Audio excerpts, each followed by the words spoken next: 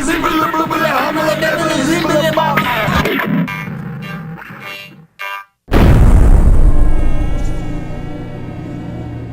and welcome to Andy's Little Sci-Fi Horror Show. My name's Andy. This is my little 10-minute window to the rest of the world. And today we're talking about dolls.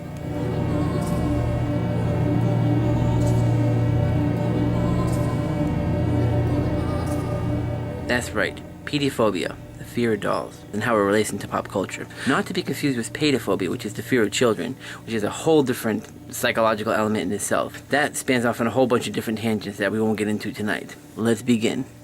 Pediaphobia, or the fear of dolls, is something I've actually never had a problem with. I've never understood what could be so frightening about something as simple as this. Clearly I don't suffer from it because I'm surrounded by them right now.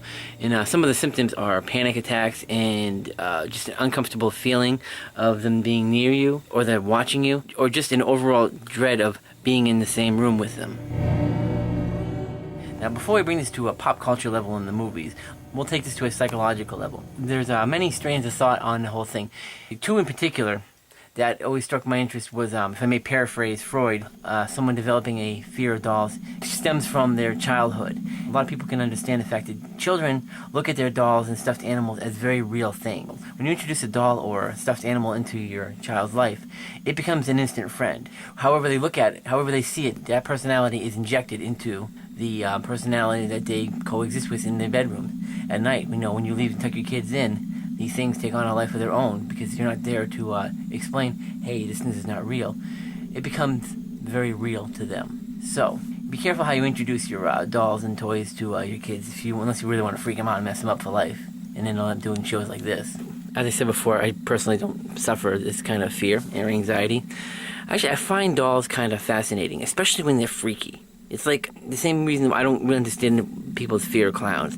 I mean, I guess I can understand it because they're kind of creepy and faceless and all that, but, you know, whatever. You know, I find them more stupid than scary. The other common explanation of fear of dolls is the fact of the humanoid feature. They're very humanoid looking, like little people.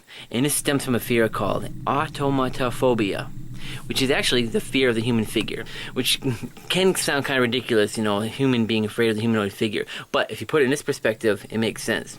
For example, you're alone, walking the city streets, and then you hear something behind you, you hear something in front of you, and all of a sudden, off in the shadowy distance, you see a figure, a humanoid figure.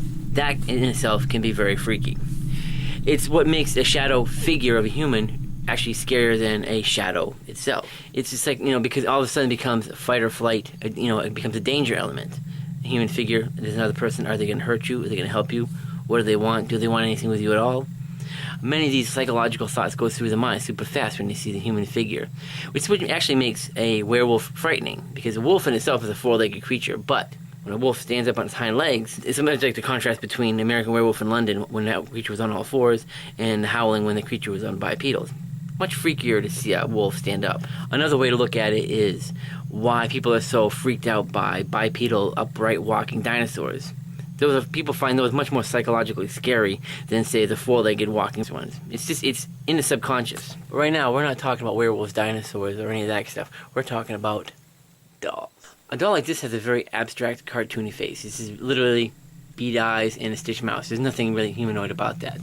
But when a doll starts to take on human forms, much more detailed eyelids and eyelashes, and they start to blink and stuff like this, that is a common element of fear of dolls. Mattel's new baby secret. She whispers, just to you. Her lips really move. I want to tell you something. It's almost unbelievable. Get Mattel's new baby secret so you can have fun keeping secrets together. I know the secret, do you? Can we open my presents now, Mommy? A good guy! I knew it! Hi, I'm Chucky. He's something, isn't he? This is Andy's. Time for bed, Andy. Good night, baby. Good night, Aunt Maggie.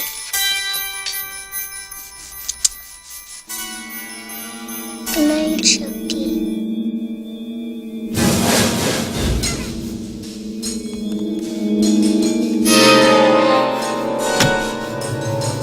Everyone knows most accidents happen at home. How did that happen? This is no accident. I'm Detective Mike Norris, homicide. Andy! Miss Peterson's dead, Miss Barkley. She fell from the kitchen window. Someone's moved in with the Barkley family, and so has terror. Mommy, I know who was on the counter. Andy! Who, Andy? Chucky. Nobody believes you about Chucky. He came alive in my hand. Oh, for God's sake. Why won't you believe me? Because I'm sane, Mrs. Barkley. Sane and rational. No one believes the truth.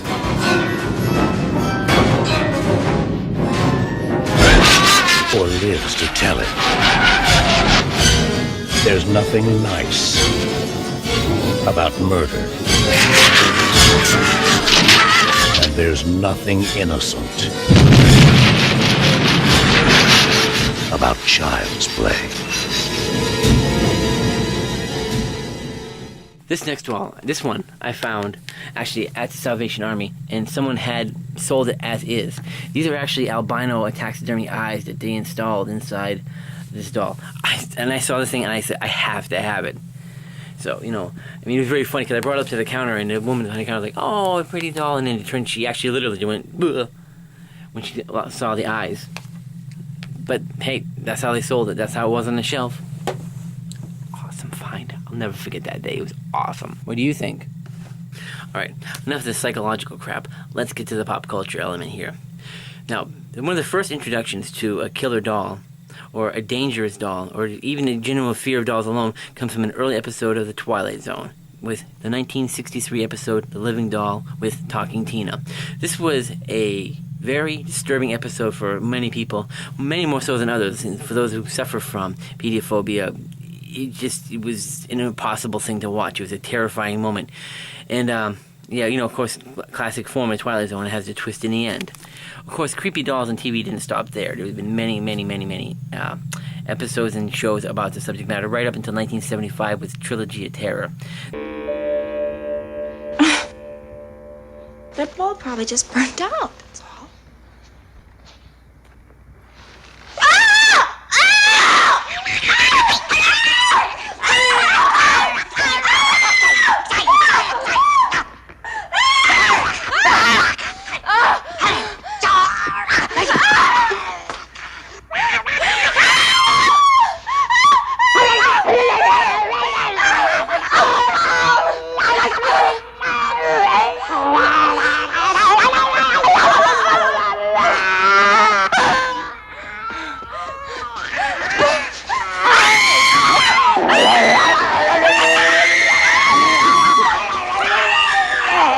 Now, many of you look at this one as, still to this day, is very freaky. It starred Karen Black, and basically she had the little tiki doll and had the little dinky.